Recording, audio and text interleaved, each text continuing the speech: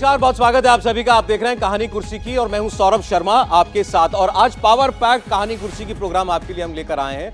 बहुत सारी पॉलिटिकल खबरें हैं। सबसे पहले शुरुआत हम करेंगे राजस्थान से, जहां पर मुख्यमंत्री अशोक गहलोत के बेटे को ईडी का समन मिला और कांग्रेस प्रदेश अध्यक्ष को के घर पर ईडी की रेड हो रही है। सारा मामला आपको हम बताएंगे। मध्य प्रदेश में आपको बता दें, कमलनाथ आज नॉमिनेशन फाइल करने जा रहे हैं और अपनी कॉन्स्टिट्यूएंसी में मुख्यमंत्री शिवराज सिंह चौहान को भी आज पहुंचना है, तो वहां पर भी राजनीति जमकर हो रही है। महुआ मोइत्रा मामले में उन पर आरोप लगा है पैसे लेकर सवाल पूछने का। संसद में एथिक्स कमेटी की आज पहली बार सुनवाई होने जा रही है, जिसमें निशिकांत दुबे और जो ओरिजिनल व्यक्ति जो शिकायत करता है जय अनंत देहादराई, इन दोनों के बयान रिकॉर्ड होंगे। इसके अलावा राम मंदिर को लेकर ढेर सारे बयान। 22 जनवरी को राम मंदिर में रामलला की प्राण प्रतिष्ठा होगी, जिसमें प्रधानमंत्री शरीक होंगे। और अब कांग्रेस पार्टी के नेता पूछ रहे हैं कि हमको इसके लिए क्यों नहीं बुलाया। लेकिन सबसे पहले आपको मेहमानों से मिलवा दें, फिर मैं आपको पहली खबर पर लेकर चलता हूं। प्रदीप सिंह जी हमारे साथ हैं। प्रदीप जी, बहुत स्वागत आपका। विजय त्रिवेदी जी हमारे साथ हैं। विजय, स्वागत है। और हर्षवर्धन त्रिपाठी जी। सबसे पहले आज राजस्थान की खबर का रुख करते हैं। राजस्थान में जैसा मैंने आपको बताया, ईडी सक्रिय हुई है और अशोक गहलोत जो मुख्यमंत्री हैं वो उन्होंने ट्वीट करके बताया कि मेरे बेटे को समन मिला है और पीसीसी चीफ के घर पर रेड की जा रही है। तो ये सब इसलिए हो रहा है क्योंकि कल ही हमने प्रियंका गांधी वाड्रा ने राजस्थान में महिलाओं के लिए बहुत सारी घोषणाएं की हैं और उसके अगले ही दिन एजेंसियों को एक्टिव कर दिया गया। लेकिन खास तौर पर अशोक गहलोत के बेटे वैभव गहलोत पर क्या चार्ज है, इनके ऊपर इल्जाम क्या है जिस पर ईडी ने इनको समन भेजा? आपको बता दें, इनको कल पेश होने के लिए कहा गया है। यह फेमा का मामला है। फेमा का मामला मतलब विदेश से पैसा लाने का मामला, काले धन को सफेद करने का मामला। और ईडी ने इससे पहले छापेमारी की थी कई होटल ग्रुप्स पर, जिसमें 1 करोड़ 20 लाख के करीब रकम बरामद हुई थी। और यह माना जा रहा है कि गलत तरीके से विदेश से पैसा भारत में लाकर होटल कारोबारियों ने अपने बिजनेस में लगाया और उन होटल कारोबारियों से वैभव गहलोत के संबंध हैं। यह मोटा मोटा इल्जाम जो है वो मैंने आपको सबसे पहले भी बताया है। आप सुनिए इस वक्त अशोक गहलोत ने अभी कैसे रिस्पॉन्ड किया है। उन्होंने प्रेस कॉन्फ्रेंस की इस पर बाकायदा, उनकी बात सुनते हैं, फिर इस पर आगे बात करेंगे। एजेंसी जो है फाइनेंशियल अनियमितताओं की हो या कोई क्राइम किया हो, तो सीबीआई, इनकम टैक्स, ईडी, ये जो एजेंसी हैं इनकी क्रेडिबिलिटी नहीं रहेगी तो आप सोचेगा कि मैच हो जाएगा, देश के अंदर मैच हो जाएगा वित्तीय अनियमितताओं का, फाइनेंशियल इरेगुलरिटीज, क्राइम का। हर राज्य में कहते हैं कि आप जांच सीबीआई को दे दीजिए, ये क्रेडिबिलिटी होती है। आज उल्टा हो रहा है। तो आज जो स्थिति है वो चिंताजनक स्थिति है। सवाल पीसीसी प्रेसिडेंट का नहीं है, सवाल मेरे सन का नहीं है। सवाल है कि पूरे देश के अंदर आतंक मचा रखा है और जो आतंक मचा रखा है ये सब संकेत नहीं है। दूतावास जी के घर में कल हमने दो कल हमने घोषणाएं करी, गारंटी की। एक महिलाओं के लिए गृह लक्ष्मी योजना, एक हमने 500 गैस सिलेंडर का एक्सपेंस किया। ये चाहते नहीं कि हम लोग कैसे महिलाओं को, पिछड़ों को, दलितों को, आम आदमी को राहत दें। तो अशोक गहलोत कह रहे हैं कि इन जांच एजेंसियों की कोई क्रेडिबिलिटी नहीं है, देश भर के अंदर आतंक मचा रखा है। वैभव गहलोत के ऊपर जो इल्जाम है उस पर एक डिटेल बस और मैं आपको दे दूं। शिकायत 2015 में की थी, 2 लोगों ने इसकी शिकायत की थी और इसमें यह आरोप है, कंपनी है शिवनार होल्डिंग्स नाम से, मॉरिशस में कंपनी है ये। और इल्जाम है कि जब ये होटल वगैरह बने, एक होटल चेन है, तो उसमें 100 रुपए का शेयर इस कंपनी ने लगभग 40,000 रुपए में खरीदा, 39,900 रुपए में 2,500 शेयर खरीदे, 10,000 का शेयर 40,000 रुपए में खरीदा और वो पैसा लगाया और वो पैसा रूट होकर के भारत आया। इनके ऊपर जो जांच बैठी है वो ये कि उन कारोबारियों से, उन होटल व्यवसायियों से वैभव गहलोत के क्या संबंध है। बाकी आपने सुनी लिया अभी जो कुछ कहा अशोक गहलोत ने। नहीं, देखिए, जब से ये इकोनॉमिक रिफॉर्म हुए हैं, एक ट्रेंड आपको दिखाई देगा। ब्लैक मनी जो बाहर था वो फॉरेन इन्वेस्टमेंट के नाम पर भारत में आया है, बड़े पैमाने पर आया है। तमाम बिजनेसमैन लेकर आए हैं और इंडिविजुअल्स भी लेकर आए हैं। जैसे जैसे जांच एजेंसियों को इसके बारे में कोई सबूत मिलता है, कोई तार जोड़ता हुआ मिलता है कि आपका वहाँ अकाउंट था या आपका कोई फाइनेंशियल ट्रांजैक्शन वहाँ के किसी बैंक से, फाइनेंशियल इंस्टीट्यूशन से था और वो पैसा जो है आप घुमाकर यहाँ ला रहे हैं, तो फिर वो ये जांच ऐसी है जो हमेशा चलती रहती है। ये हम लोग जो सुनते हैं कि इस नेता के यहाँ हो गया, उस मंत्री के यहाँ हो गया, मुख्यमंत्री के यहाँ रेड हो गई, ये ईडी की जितनी कार्रवाई है उसका 10% भी नहीं है। ये लगातार जो है। नहीं प्रदीप जी, लेकिन देखिए विपक्ष टाइमिंग पर सवाल है, जो कह रहे हैं कि चुनाव के बीच में जब भी किसी पॉलिटिकल लीडर के यहाँ होगा इस तरह का एक्शन, तब ये सवाल उठेगा। अब मामला, अब भाई अशोक गहलोत कह रहे हैं पॉलिटिकल वेंडेटा है, सरकार कहेगी कि भाई एजेंसियां अपना स्वतंत्र हैं, वो अपना काम कर रही हैं। अल्टीमेटली फैसला तो कोर्ट में होना है। अगर कोई सबूत है एजेंसियों के पास तो पॉलिटिकल वेंडेटा हो चाहे नहीं हो, उनको काम करने का अधिकार है, उनको एक्शन लेने का अधिकार है। आप ज़्यादा से ज़्यादा ये आरोप लगा सकते हैं कि जो गैर भाजपा दलों के नेता हैं उनके यहाँ हो रहा है, भाजपा वालों के यहाँ नहीं। ठीक है, ये बात आपकी ठीक है भाई, एजेंसी के ऊपर, एजेंसी में केस दर्ज हुआ है तो जांच तो होगी, कब हो रही है, किस दिन हो रही है, ये मटीरियल है। लेकिन विपक्ष ये कहता है, पहले याद कीजिए कब ये सारे मामले उठे थे राजस्थान में ही, जब ये अपनी सरकार बचाने के लिए विधायकों को लेकर के होटल में बैठे हुए थे, जब सारा मामला चल रहा था सचिन पायलट वाला, उस वक्त एजेंसियों ने रेड की थी, उस वक्त भी इसी तरीके के छापे पड़े थे। और अब चुनाव के बीच में, और पीसीसी चीफ जो गोविंद सिंह डोटासरा है, उनके यहां तो रेड चल रही है, उनका मामला है पेपर लीक वाला।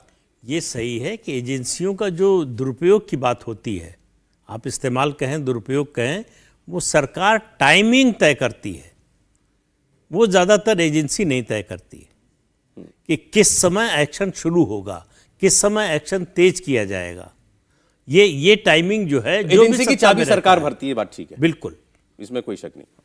हर्षवर्धन जी, देखिए, मुझे लगता है कि प्रदीप जी ने जो मूल बात कही है कि अगर आप किसी तरह का घपला घोटाला कर रहे हैं तो बचेंगे नहीं। और एक बात दिल्ली के पावर कॉरिडोर में बड़ा खूब जमकर कही जाती है कि इस वक्त या तो घपला घोटाला नहीं करो, पहली मूल शर्त है, और अगर कर रहे हो तो बेवजह पंगा लेने से बचो।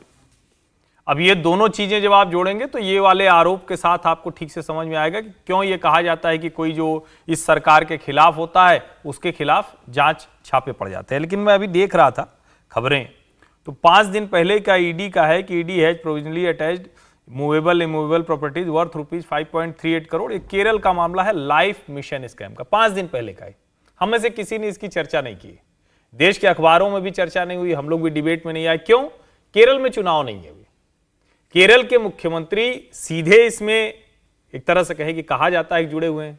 जो गोल्ड स्मगलिंग का मसला था उसमें भी लगातार कार्रवाई हो रही, और जब से ये कुछ होने लगा है तो पत्रकार होने के नाते ईडी देखते हैं, तो कोई दिन ऐसा नहीं होता जी जिस दिन किसी न किसी राज्य में बड़े कारोबारी या किसी नेता से जुड़े हुए मसले पर भी जांच ना हो रही। नहीं, वो ठीक है हर्षवर्धन जी, लेकिन मैं वही कह रहा हूं, चलते चुनाव में अगर आप पार्टी के प्रदेश अध्यक्ष पर और मुख्यमंत्री के बेटे पर एक ही दिन कार्रवाई करेंगे, वो तो बोलेंगे, तो फिर बिल्कुल बोलेंगे। लेकिन अब क्या है, अब देखिए दोनों हो गया आरोप।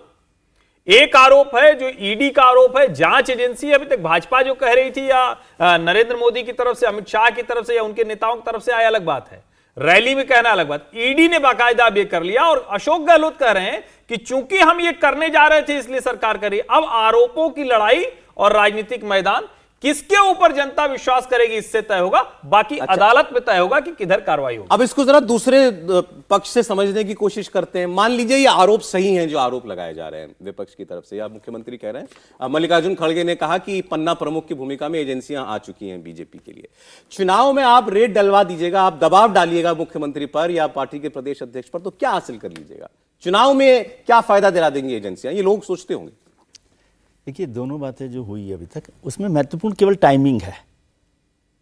ईडी कार्रवाई कर रहा है, मान लीजिए आरोप हैं वैभव गहलोत पर, मुख्यमंत्री के बेटे हैं, कांग्रेस के प्रदेश अध्यक्ष हैं गोविंद सिंह डोटासरा, लेकिन आज राजस्थान में विधानसभा के चुनाव हो रहे हैं। सही बात है ना। और जो मामला है 2015 का है, आज 2023 में चल रहे हैं, 8 साल हो गए इस मसले को। 8 साल में उस एजेंसी ने क्या किया है? वैभव गहलोत तो यही है, हिंदुस्तान से कहीं बाहर गए नहीं है, मुख्यमंत्री के बेटे भी वो हमेशा से ही हैं। तो उन पर 8 साल में ईडी ने क्या कार्रवाई की? या तो ईडी बहुत सरक के कार्रवाई करता है, काम करता है, एक मसला। दूसरा मसला, जैसे आपने जिक्र किया कि पहली बार छापे कब पड़े थे, जब सरकार में संकट था और उनके विधायक टूटने वाले थे और वो सारी बातें हो रही थी, तब हुआ था। मुझे याद है कि वो छापे पड़ रहे थे और मानेसर में वो हो रहा था। तो इन दोनों को यदि आप आंखें बंद कर सकते हैं तब तो कह सकते हैं कि ये पॉलिटिकल वेंडेटा नहीं है या पॉलिटिकल एक्सरसाइज नहीं है। मैं वेंडेटा नहीं कहता, क्योंकि वेंडेटा को आप कहेंगे कि भाई अपराध है कि नहीं है, लेकिन एक्सरसाइज तो है ही है। और इसको, ये दुधारी तलवार है, इसको भी याद रखिए। मैं कई उदाहरण बता सकता हूं जब आपको भी नुकसान हो सकता है इसका, कि मान लीजिए इसको इस तरह से हाइप कर दे अशोक गहलोत, गोविंद सिंह डोटासरा या जो भी लोग हैं कि भाई ये सरकार आपके खिलाफ इस तरह से काम करती है, तो इससे भी नाराजगी बढ़ सकती है। लेकिन मैं समझता हूं कि इलेक्शन कमीशन जैसी संस्थाओं को, खासतौर से ये भी कह सकते हैं, एक लॉजिक हो सकता है कि चुनाव तो हमेशा ही होते हैं देश में। अब ये चुनाव तो अभी विधानसभा के हो रहे हैं, 1 महीने का चुनाव है। जो कार्रवाई ईडी 9 साल में नहीं कर पाया, 8 साल में नहीं कर पाया, वो 1 महीने यदि पोस्टपोन कर दे तो क्या हो जाएगा? लेकिन ईडी को कार्रवाई से रोका भी नहीं जा सकता। नहीं, क्यों नहीं रोका जा सकता? ये इलेक्शन कमीशन कहे कि भाई अभी 1 महीना जब तक इलेक्शन हो रहा है तब तक आप इस सबको रोकिए, नहीं तो फिर ये पॉलिटिकल होगी ना एक्सरसाइज। और वो इलेक्शन कैंपेन में लगा गोविंद सिंह डोटासरा, तो वैभव गहलोत तो एजेंसी जांच ना करें 1 महीने तक, जहां भी चुनाव चले। मैं ये कह रहा हूं साल कि- भर इलेक्शन चलेगा तो साल भर साल भर नहीं चल रहा है, साल भर नहीं चल रहा ना, विधानसभा का चुनाव अभी हो रहा है। ये देश भाई भर के चुनाव कहीं की ना बात नहीं कहीं तो हर जगह हर साल चुनाव होता ही रहता है। जिस ये एजेंसी ने इलेक्शन 8 साल कमीशन को कार्रवाई अधिकार नहीं कैसे की। दे देंगे ये आप? उनका मूल सवाल है। 8 साल में क्या किया, पहले ये बताएं। पहले 8 साल में क्या किया? क्या वैभव गहलोत को पकड़ लिया उन्होंने? ऐसा कोई मामला नहीं 8 है, तो साल सारा में उन्होंने टेक्निकल क्या ट्रेल है। किया, 8 महीने में क्या किया और 8 दिन में क्या कर लेंगे, ये सवाल पूछने का अधिकार इस देश के संविधान ने सिर्फ कोर्ट को दिया है। हाँ, तो वो कोर्ट में कोर्ट होगा ही। पूछेगा कोर्ट, मैं तो कह कि रहा हूं, आपने यदि मामला- 8 साल में क्या किया, इतने दिन तक क्यों कुछ नहीं किया। आपने एक सवाल पूछा था कि चुनाव के समय आप प्रदेश अध्यक्ष के यहाँ रेड डालकर या मुख्यमंत्री के बेटे को समन भेजकर क्या हासिल कर लेंगे। इससे वोट नहीं बढ़ता है। ये जो निशाना है वो कहीं और होता है। निशाना होता है जो पोटेंशियल फंडर्स हैं, अच्छा, वो फंडिंग रुक जाती है। जो पैसा देने, देखिए चुनाव में पैसा, चुनाव में जो को कांग्रेस की मदद करना चाहता होगा, चुनाव में जो भी किसी भी पार्टी को पैसा देता है वो नंबर 1 का पैसा नहीं होता है, नंबर 2 का पैसा होता है। जब उसको लगता है कि सरकार की नजर है इन पर और हम पैसा देंगे तो हम भी जो है लपेटे में आ सकते हैं, तो हाथ खींच लेता है। और इसमें तो एक और ये असर पहलू है होता है। सौरभ। पैसे की धारा रुक जाती है। पैसे की धारा, पैसे मैं की ये कह धारा रहा हूं रुक कि जाती है। उसमें कोई बात नहीं। 8 साल आप कार्रवाई कर सकते थे ना, और 1 महीना नहीं होती। मैं इसको उल्टे तरीके से बोलूं, कोर्ट तो जो पूछेगा पूछेगा। पॉलिटिकल सवाल पर बात कर रहे हैं हम, इसके टेक्निकल उस पर जा ही नहीं रहे। मैं ये भी नहीं कह रहा कि वैभव गहलोत को आप क्लीन चिट दें, डोटासरा को क्लीन चिट दें, किसी को भी मत दें, और कोर्ट तो पूछेगा ही जो पूछना बड़ी है। सीधी सादी दुनिया वाला लेकिन प्रश्न है ये विजय जी आपका, जब अगर जहां बहुत शरीफ होते सभी लोग तो बस फिर ठीक है, कि फिर तो 1 महीना इसका- कार्रवाई रोक दी जाती। लेकिन मुझे लगता है इसका जो दूसरा पहलू है कि अगर सचमुच सिर्फ और सिर्फ पॉलिटिकल वेंडेटा के चलते कोई ईडी, कोई इनकम टैक्स, कोई सीबीआई छापे मारती है, तो फिर उसका तो राजनीतिक नुकसान हम लोग होते हुए देखते हैं। तो क्या कोई भी व्यक्ति ये चाहेगा, अगर केंद्र की कोई सरकार है और ऐसे पॉलिटिकल वेंडेटा बिना किसी मामले के झूठा आरोप लगाकर करे और उससे जनता उल्टा हो जाए? क्योंकि हमने तो ये तक देखा है, महाराष्ट्र का चुनाव हम लोगों को याद है, लग रहा था कि एनसीपी तो खत्म है, ईडी के एक नोटिस जाती है, उसके बाद शरद पवार उसी को मुद्दा बना देते हैं।